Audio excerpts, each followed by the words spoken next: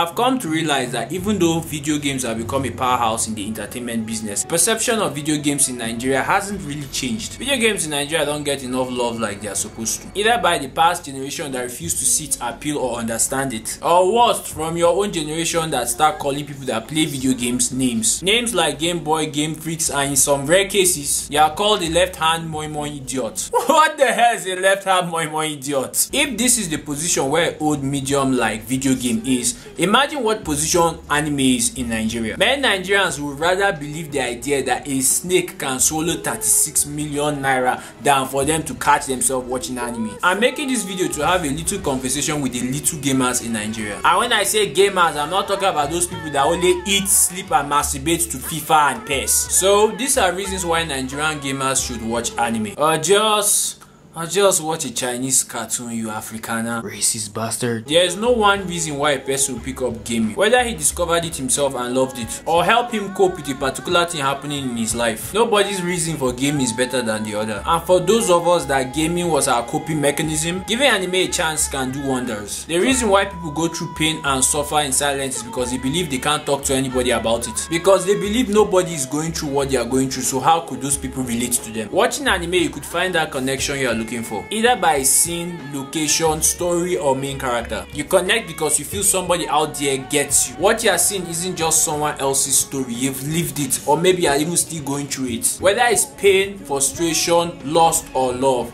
I bet you if you give this medium some time, you will find something that resonates with you. And if it's your girlfriend leaving you for some Telemundo watching dumbass, don't worry, that is why the government have made sure there's a bar at every corner. That is if you're of drinking age. If you are not of drinking age,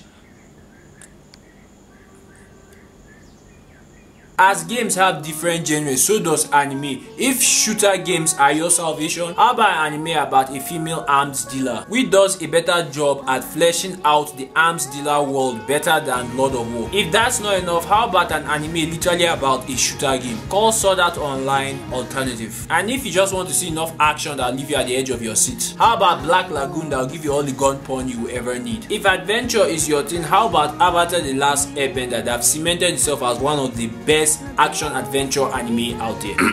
Avatar: The Last Airbender is an anime. Deal with it. How about Full Metal Alchemist Brotherhood, a story about two brothers trying to get back what they both lost, which feels like a real journey from the struggles they go through, locations they visit, and having one of the best ending in anime, which makes you feel like you were really on an adventure with these guys. And if that's not enough, why don't you try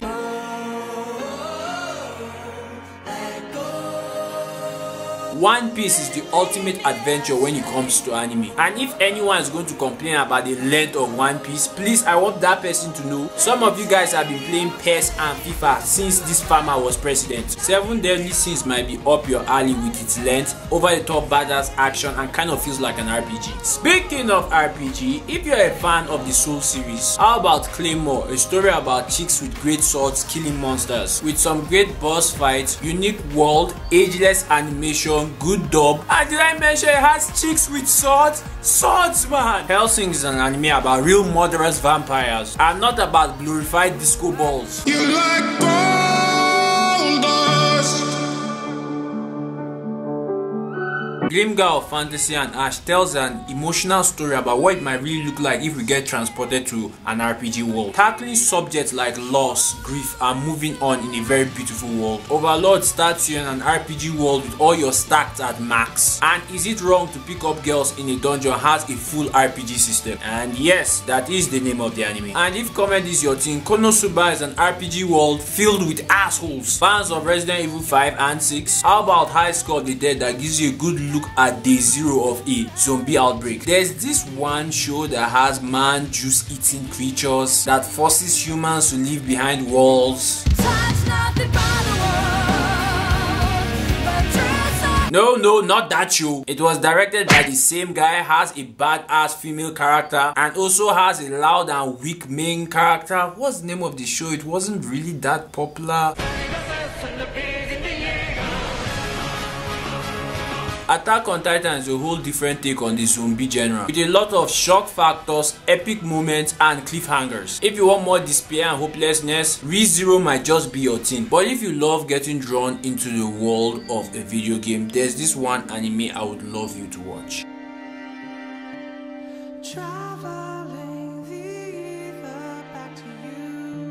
Made in Abyss is a show I cannot recommend enough. Having an amazing yet scary world that looks like something Studio Ghibli would make. Do not be fooled by its cuteness. It has some heart-crushing moments that are very hard to watch but impossible to look away. Have you ever wondered if Grand Theft Auto and Yakuza would meet in the dirtiest bar you can never find in Zambisa Forest, and somehow that would lead to them having a baby? I know I have. Well, that baby would probably be the anime Durarara, where the main character is the city itself and it has one of the largest casts you can think of in a show, not to mention the amount of crazy events happening at the same time. And the last thing I want to talk about will be music in anime.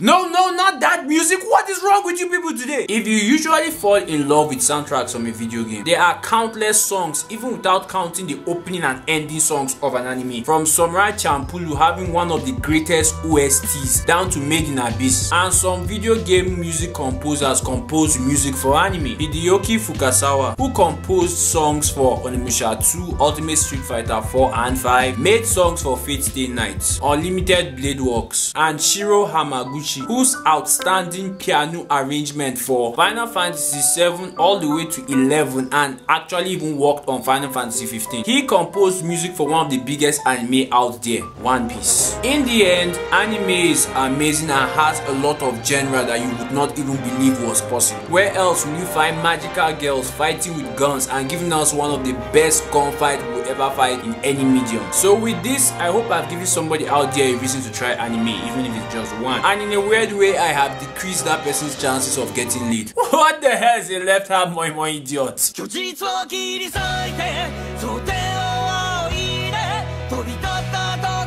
Thank you guys for watching this video. There are a lot of topics I didn't even really touch in this topic, and I hope maybe one day I'll do another video which will continue this topic. I mean, I didn't even talk of sports or strategy game. Anyway, if you like it, please hit the like button. If you are new here, please hit the subscribe button. And if you are just passing through, you can leave a comment on what you think about this topic. Well, have a lovely day or night, and remember, stay dangerous, people.